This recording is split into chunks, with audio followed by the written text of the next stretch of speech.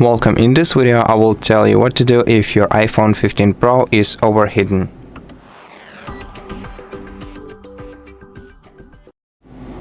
In this case, the first steps are, first of all, removing the protective case if you have one on your iPhone.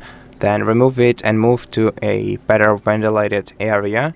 Also avoid direct sunlight on your iPhone and open the recent apps menu and close all the recent application.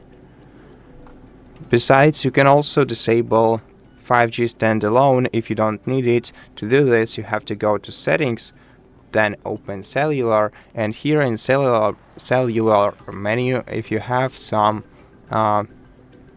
if you have some SIM card activated on your device, you're gonna have to go to data options of your SIM card, then select voice and data and change 5G to LTE or 5G auto. Besides, avoid using your device while it's charging, especially gaming, to prevent future overheating. And so that's basically all the steps that will help you cool down your smartphone. You can also turn it off completely if you don't need it for a while. This will speed up the process.